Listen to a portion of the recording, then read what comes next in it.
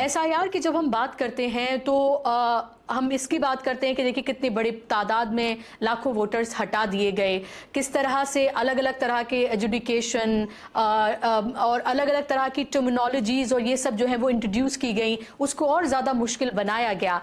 आपने जो ये रिसर्च की है उसमें ख़ास तौर पे मुसलमानों के हवाले से मैं ये जानना चाहती हूँ, उसमें आपने क्या बड़े पैमाने पर देखा है? क्या टारगेटेड मुस्लिम वोटर्स इसमें डिलीट किए गए हैं? और ये लाखों की तादाद में जो वोटर्स डिलीट हुए हैं उसमें कितनी बड़ी तादाद मुसलमानों की है?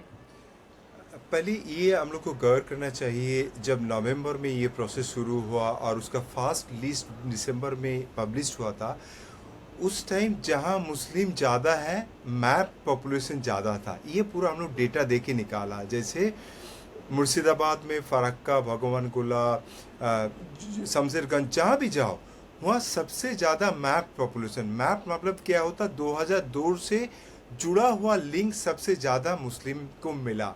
और कौन 2% से नीचे अनमैप पॉपुलेशन था। ये मतलब एकदम खुल के उकर के आया था। और हम लोग कहाँ अनमैप पॉपुलेशन मिला, ये 10%, क्लोज टू 10%, कोई कोई जगह 15% अनमैप था। ये मथुआ बेल्ट था जहाँ ईस्ट बंगाल से आया हुआ आदमी बसा हुआ था उसमें।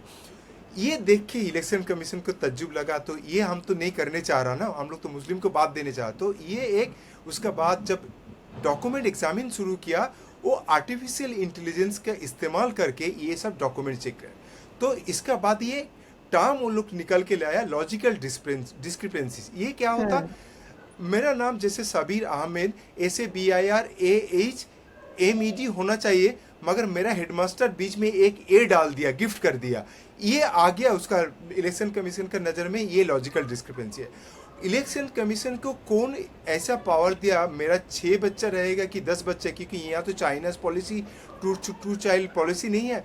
तो पिछले ज़माने में माइनॉरिटी और दलितों में 6 से भी ज़्यादा बच्चा हो सकता, ये भी हुए लॉजिकल डिस्क्रिपेंसी में डाला कि आपका 6 बच्चा क्यों है, क्यों इतना सिबलिंग्स है। ये कोई कॉन्स्टिट्यूशनल वैलिडिटी भी नहीं है, कहीं ऐसा मैनुअल में लिखा है।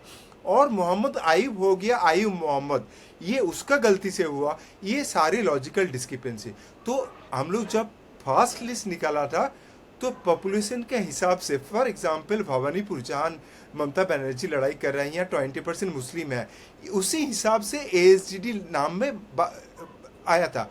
और जब लॉजिकल डिस्क्रिपेंसी आया, ये पूरा डबल हो गया, 40% से ज़्यादा ये मुस्लिमों का अंदर हो गया, और दूसरा कम्युनिटी जैसे पॉपुलेशन है ऐसा ही है, आ गया 90% लॉजिकल डिस्क्रिपेंसी।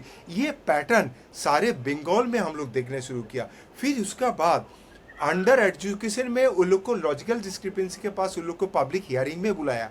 सारे डॉक्यूमेंट्स माइनॉरिटी और नॉन माइनॉरिटी जो है, पासपोर्ट से लेकर सारे जितना डॉक्यूमेंट्स था, वो जो बोला ये सब, मेरा भाई और अब्बा का अंडर एजुकेशन में आया, दोनों का पासपोर्ट है, अब्बा बाहर भी गया था।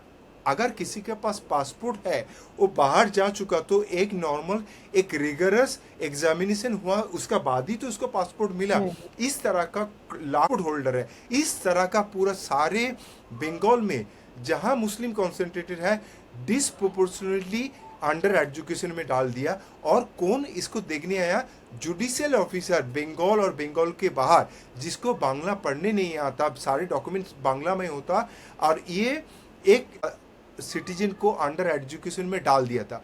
तो ये ह्यूमनली पॉसिबल नहीं है। ये सारे डॉक्यूमेंट जुडिशियल ऑफिसर 15 दिन का अंदर ये इसको ख़त्म करके देगा, ये हो नहीं सकता है। क्यों इतने जल्दबाजी से ये किया और देखा गया, इसका बाद 27 लाख फिर से डिलीटेड हो गया।